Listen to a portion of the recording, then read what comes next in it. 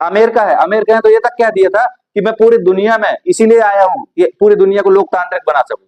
और इस लोकतांत्रिक बनाने के चक्कर में इतना अत्याचार किया अमेरिका ने कि जहां देखता था लड़ाई हो रही है, ये जहां देखता था कि तानाशाही व्यवस्था है, वहां तुरंत घुस जाता था, गोला बारूद अपने बेचता था और कहता था मैं आया ही इसलिए कि लोकतंत्र स्थापित कर सकूं। समझ में आ गया? ये अमेरिका था जो हर बात पे कहता था मुझे लोकतंत्र बनाना है, पूरी दुनिया को, पूरी धरती को मैं लोकतंत्र बना दूंगा। आज हमारे संबंध अमेरिका से अच्छे हैं।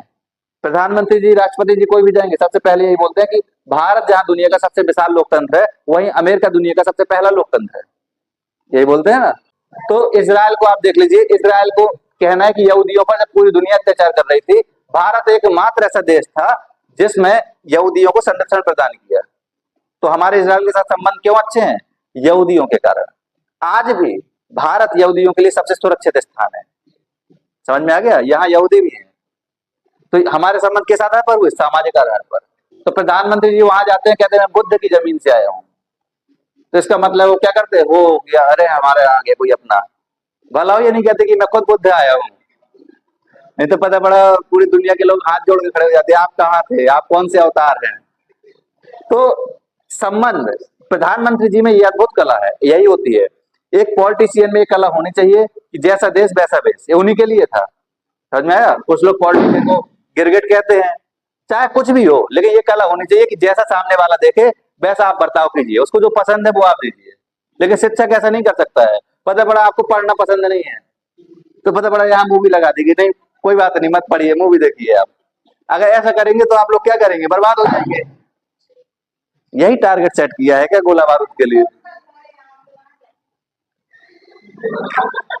अब तो कुछ, तब तो कुछ कर ही नहीं सकते हैं, तो बुला लेना चाहिए था स्टूडेंट को भी। मतलब तुमको पूरी इंफॉर्मेशन है। इतना तो फिलिस्तीन में नहीं गिराए होंगे इसराइल ने जितना यहाँ गिराया जा रहे हैं। बताइए है।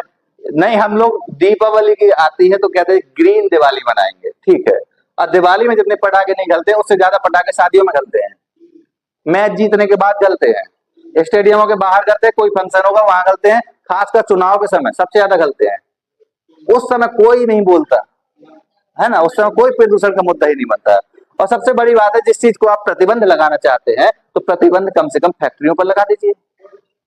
हर दूसरे दिन देख रहे हैं ब्लास्ट हो रहा है कहीं पर फैक्ट्रियों में। दिवाली के टाइम पर पटाखों में इतनी फैक्ट्रियां जो है, न जाने कहां कहां ब्लास्ट हुआ। एक व्यक्ति की बॉडी कम से कम 50 मीटर ऊंचाई पर उछली थी, उसके टुकड़े टुकड़े हो गए थे इस तरह से, लेकिन फिर भी चल रहा है सब। अब क्या बताया जाए? नहीं